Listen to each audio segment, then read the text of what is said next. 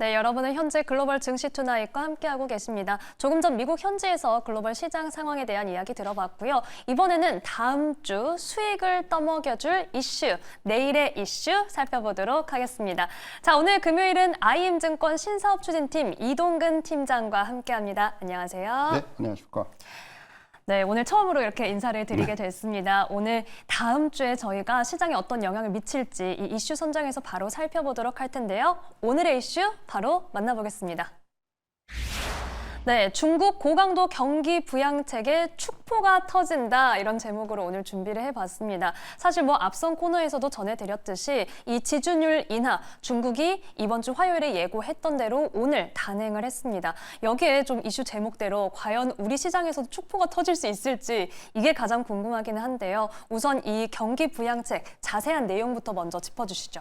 아시겠지만 이제 그 화요일 날 예고를 했고, 네. 그리고 이제 오늘 단행을 했어요. 그리고 이제 아시겠지만은 그 지준율하고 기준금리를 포함한 각종 정책금리를 동시에 인하했다라는 부분, 굉장히 그 좀 의미가 있다고 할 수 있는 부분이 예고한 자리에 보면은 보통 이제 중국은 금리 인하할 때 예고 안 하고 해요. 그냥 전격적으로 하는데 네. 전 이렇게 인민은행장부터 해가지고 우리가 얘기하는 이제 그 어떤 그 지도부들, 그러니까 금융과 재정을 책임지는 지도부들이 한 자리에 모여가지고 네. 이렇게 동시에 모여서 발표하는 건 처음 본 것 같아요. 정말 이례적입니다. 네, 이례적입니다. 그만큼 이제 그 중국이 상당히 지금 이 어떤 경기 부양에 대해서 이제는 정말로 본격적으로 신경을 쓰기 시작했구나라는 거를 좀 느낄 수가 있던 것 같고, 특히 이제 규모 자체도 단순히 이제 지준율 0.5% 인하하고 이런 부분들을 떠나가지고 또 이제 금융시장에다가 장기적인 유동성 1조 위안을 제공하겠다 이런 얘기를 했고요. 또 그리고 이제 증시 안정책도 발표를 했죠. 쉽게 말씀드리면은 그러니까 인민은행에서 돈을 빌려줘서 이거 가지고 이제 주식을 좀 살 수 있도록 일반 그 어떤 시중은행이라든가 주식 살 수 있도록 이런 조치까지도 그 안에 포함이 돼 있다라는 부분 상당히 전 좀 의미가 있다고 생각을 하고요. 그러니까 사실 이렇게 이제 금융시장의 어떤 그 안정 조치를 할 수 있는 배경에는 역시 미 연준이 비컷을 했다는 데부터 출발한다고 생각을 해요. 무슨 얘기냐면은 네? 미국 연준이 이제 그 비컷을 하고 이로 인해서 이제 글로벌 금리 인하 사이클이 본격적으로 됨으로 인해 가지고 중국 인민은행으로서 입장에서도 가용할 수 있는 정말 통화 정책 수단이라든가 여력이 좀 확대가 됐다는 얘기죠. 그리고 이제 무엇보다도 이제 금리 인하 조치로 발생할 수 있는 위안화 약세 압력이 연준의 비컷으로 인해서 부담이 좀 완화가 됐다라는 부분. 그러니까 이런 정책적으로 뭔가 했을 때 생길 수 있는 부담을 좀 덜 수 있다라는 부분에서 이런 연준의 비컷이 어떻게 보면 출발점이 됐다 이런 말씀드릴 수가 있을 것 같고요. 사실 오늘 또 더 중요한 거는 사실은 이렇게 이제 인민은행 중심의 이런 고강도 부양책이 나왔는데 여기에다가 정부 측에서 바로 화답을 했어요. 아시겠지만 이제 시진핑 주석이 직접 주재하는 중앙정치국 회의에서 역시 이제 부양책이 발표가 됐습니다. 그러니까 사실 여기서 이제 어떤 인민은행의 부양책에 더 중요했던 부분이 그렇다면은 이를 뒷받침해 줄 수 있는 재정 정책이 얼마나 빨리 나오냐가 굉장히 중요했는데 네. 불과 이틀 만에 중앙정치국 회의에서 부양책이 발표가 됐다는 거. 이것 또한 이례적인 것이 사실 이 중앙정치국 회의가 경제 현안을 다루는 그런 회의는 4월 말, 7월 말, 10월 말, 12월 초 이렇게 딱 정해져 있어요. 그런데 이번에는 역시 마찬가지로 예고에 없던 거예요. 그러니까 전격적으로 임시회의를 연 겁니다. 부양책을 위해서 임시회의를 열었고 네. 여기서 세 가지 이제 중요한 핵심적인 그런 정책을 발표를 했는데 이게 이제 뭐냐 하면은 재정 지출의 강화입니다. 여기엔 이제 초장기 특별 국채라든가 지방정부 특별 채권을 활용하는 이런 재정 지출의 강화, 그리고 고강도 금리 인하라는 표현까지 동원하면서 통화정책 강도를 확대하겠다. 이런 부분들. 그리고 또 하나는 네. 역시 가장 중요한 부분, 빼놓을 수 없는 부분은 부동산 시장의 하락을 방지하기 위한, 그러니까 부동산 부양 강화예요. 사실 이게 빠지면은 사실 정책이 없는 거나 마찬가지거든요. 지금 그렇죠. 중국에서 제일 중요한 부분은 부동산이기 때문에 이것까지 포함을 했기 때문에 시장에서 좀 우려했던, 만약에 이제 인민은행은 저렇게 발표를 했는데 재정 정책이 후속되지 않으면은 여기에는 이제 사실은 그다지 어떤 정책의 효과가 없을 것이다라는 우려가 있었는데 이런 부분을 불과 이틀 만에 불식을 시켰다라는 겁니다. 그러니까 어떻게 보면은 시장에서 기대했던 대로 재정 지출의 강화 그리고 부동산 부양 여기에 방점이 찍히는 그런 조치를 냈다라는 거고요. 확실한 건 결국은 그동안 사실 좀 그 중국 정부가 좀 이제 그 이런 그 뭔가 경기 침체에 대해서 미온적인 반응을 보이는 것이 아닌가라는 얘기가 나올 정도로 별다른 조치를 취하지 않고 있었는데 네. 이런 대응 자세가 변화하고 있다는 부분에 상당히 의미가 있다고 생각을 해요. 그러니까 당장 뭐 이렇게 고강도 부양책을 써가지고 중국이 갑자기 여기서 경제 성장률이 크게 반등을 하고 V자 반등을 하고 이러기는 쉽지 않겠지만은 중요한 거는 정책의 어떤 지향점이 소비 성장 기여도의 확대라는 부분에 있는 거고 지금 침체에 빠져 있는 중국의 내수 시장의 어떤 활성화로 이어질 가능성이 높다. 이런 점에서 상당히 저는 이번 그 이런 일련의 부양책이 상당히 의미가 있다. 이렇게 좀 말씀드릴 수가 있을 것 같습니다. 네, 이렇게 중국의 이 고강도 경기 부양책에 대한 자세한 내용을 좀 짚어주셨습니다. 아무래도 이 미국 연준에서 빅컷을 했기 때문에 이 위안화와 달러화의 위상에 있어서 이에 대한 부담도 완화됐다. 이 배경까지도 함께 짚어주셨고요. 더군다나 중국이 정말 풀어야 할 과제가 많은데 부동산 정책까지 함께 따라오면서 좀 정부가 소매를 걷어붙였다. 이렇게 표현할 수가 있을 것 같습니다.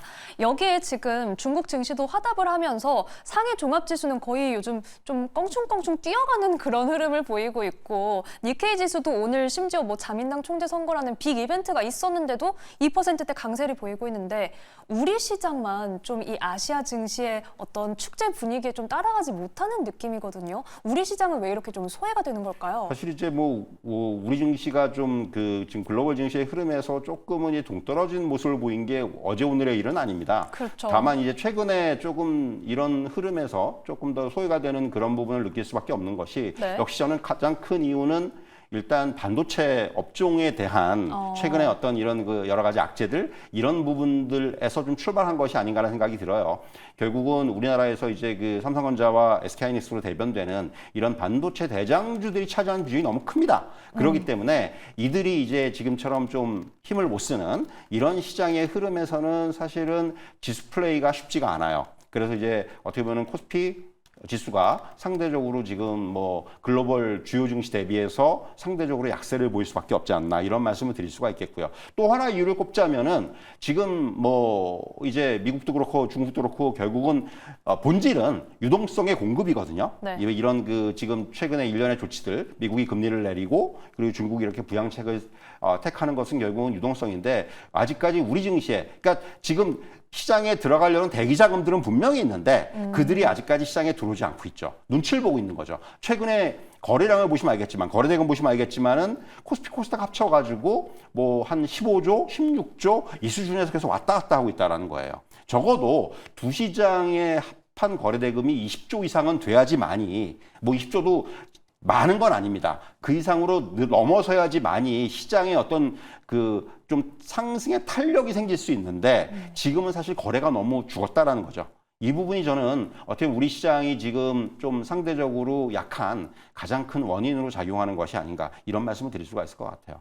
네, 결국은 우리 시장에서는 이 반도체 업종이 조금 지수에 계속해서 부담을 주고 있는 상황이고요. 또한 거래 대금이 메말라 있는 상황에 대해서도 짚어주셨습니다.